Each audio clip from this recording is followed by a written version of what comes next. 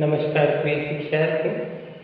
अपनी पाठ्य पुस्तक आरोह भाग 2 प्रकरण पहलवान की ढोलक विधागद्य शैली कहानी लेखक फणीश्वरनाथ रेणु। आज हम अपने अध्ययन के क्रम में कहानी पहलवान की ढोलक की मीमांसा करेंगे।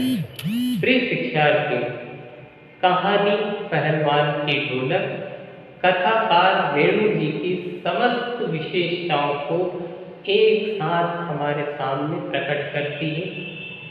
रेणु जी की लेखनी में अपने गांव, अपने अंचल एवं संस्कृति को सजीव करने की अद्भुत क्षमता है। ऐसा लगता है मानो हर एक पात्र अपना वास्तविक जीवन जी रहा हो।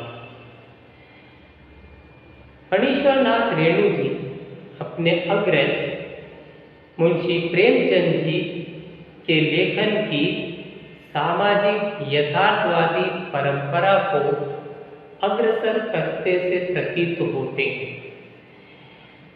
स्थानीय दृश्यों के चित्रण तथा पात्रों के व्यक्तित्व के अनुरूप भाषा प्रस्तुत करने में रेणु जी सफल रहे हैं। रेणु जी ग्रामीण क्षेत्र के अभावग्रस्त जीवन का चित्रण करने में सिद्धहस्त थे। फणीश्वरनाथ रेणु जी ने भाव तथा संवेदनाओं को एक क्रम में एक माला के रूप में पिरोने की अद्भुत क्षमता थी। कहानी पहलवान की ढोलक के माध्यम से उन्होंने सामाजिक व्यवस्था में परिवर्तन के साथ साथ लोक कला तथा लोक कला के कलाकारों के अप्रासंगिक होने की प्रक्रिया का वर्णन बहुत ही रोचक ढंग से किया है।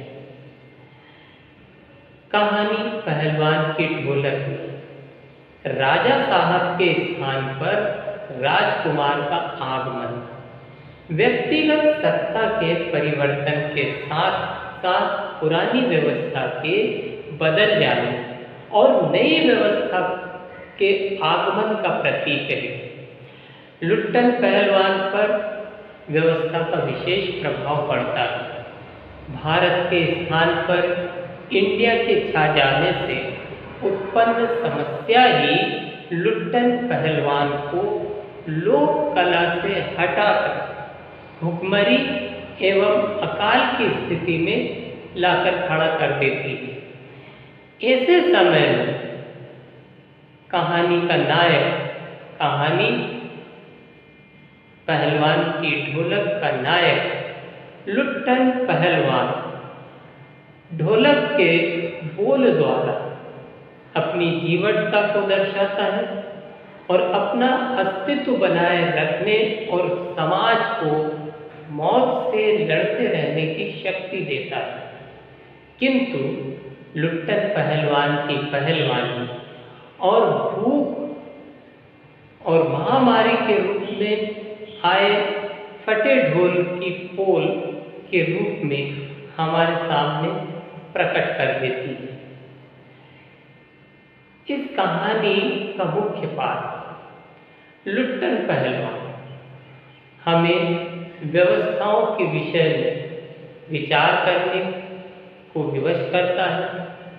हम लोक कलाओं और लोक कला के कलाकारों को किस प्रकार बचाए रख सकते हैं, इस प्रकार के कई विचार, कई प्रश्न हमारे मन को झकझोर देते हैं। कहानी का अंश अंधेरी रात चुपचाप आंसू बहा रही थी। निस्तब्धता करुण सिसकियों और आहों को बलपूर्वक अपने हृदय में ही दबाने की चेष्टा कर रही थी। आकाश में तारे चमक रहे थे। पृथ्वी पर कहीं प्रकाश का नाम नहीं। आकाश से टूटकर यदि कोई भावुक तारा पृथ्वी पर जाना भी चाहता तो उसकी ज्योति और शक्ति रास्ते में ही शेष हो जाती थी। अन्य तारे उसकी भावुकता अथवा असफलता पर खिलखिलाकर हंस पड़ते थे। इस अनुच्छेद में प्राकृतिक विभीषिका का करुण चित्रण फणीश्वर नाथ रेणु जी ने किया है। सर्दी के मौसम में गांव में मलेरिया और हैजा का प्रकोप हो चुका है। यह महामारी के रूप में फैल चुका है। यह रोग हैजा और मलेरिया अमावस्या की अंधेरी रात के सुनसान वातावरण में कभी कभी करुण सिसकियों और आहों की दबी दबी सी आवाजें आ रही, क्योंकि हैजा और मलेरिया के कारण लोगों की मौतें हो रही थी। इस दुख को लोग अपने दिल में ही दबाने की कोशिश कर रहे थे। ऐसे में रह रहकर लोग अपनी व्यथा को प्रकट कर रहे थे। अमावस्या की अंधेरी रात में तारे चमक रहे थे। चारों ओर निशब्दता थे, निशब्दता का साम्राज्य था। कुछ भी स्वर सुनाई नहीं पड़ रहा था। किसी भी तरह प्रकाश की कोई किरण भी दिखाई नहीं दे रही थी। ऐसे वातावरण में आकाश में टूटकर कोई तारा पृथ्वी की तरफ आता हुआ दिखाई दे रहा था, किंतु वह अपनी मंजिल तक पहुंचने से पहले ही बुझ जाता था। ऐसा लगता था जैसे उसकी शक्ति मार्ग में ही समाप्त हो गई। यह सांकेतिक है। जीवन अपने लक्ष्य को प्राप्त करने के पूर्व ही समाप्त हो जाता है। इस दृश्य को देखकर ऐसा लगता था जैसे अन्य तारे उसे ढूंढते हुए तारे की भावना को देखते, उसके असफल प्रयास को देखते, किंतु लक्ष्य प्राप्ति से पहले ही उसे असफल होते देखकर खिलखिलाने लग जाते। अगला अंश, लुट्टन के सिर पर कसरत करने की धुन लोगों से बदला लेने के लिए ही सवार हुई थी। नियमित कसरत में किशोरावस्था में ही उसके सीने और बाहों को सुडौल तथा मांसल बना दिया था। जवानी में कदम रखते ही वह गांव में सबसे अच्छा पहलवान समझा जाने लगा।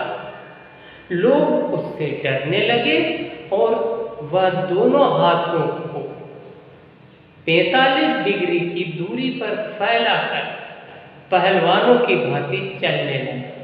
वह कुश्ती भी लड़ता था। वह एक बार दंगल देखने श्यामनगर मेला गया। पहलवानों की कुश्ती और दांव पेच को देखकर उससे नहीं रहा गया। जवानी की मस्ती और ढोल की ललकारती हुई आवाज ने उसकी नसों में बिजली उत्पन्न कर दी।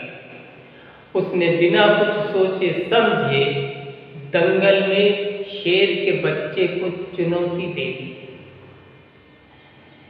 प्रिय शिक्षार्थियों, लुट्टन सिंह पहलवान के माता पिता की मृत्यु के बाद उसकी सास ने उसका पालन पोषण किया। गांव वाले उसकी सास को परेशान करते थे। इस कारण लुट्टन सिंह को पहलवान बनकर बदला लेने की धुन सवार हो गई। लुट्टन सिंह की सास उसे थनों से निकला हुआ ताजा दूध पिलाती थी। लुट्टन सिंह भी नियमित रूप से व्यायाम करता था। इसी कारण उसका सीना और बाहें हष्ट पुष्ट हो गई। वह अपनी युवा अवस्था में अच्छा पहलवान बन गया। उसके आसपास के क्षेत्रों में लोग उसे अच्छा पहलवान भी समझते थे और उससे डरते भी थे। वह भी ठीक पहलवानों की तरह चलता और कुश्ती भी लड़ता था। धन्यवाद।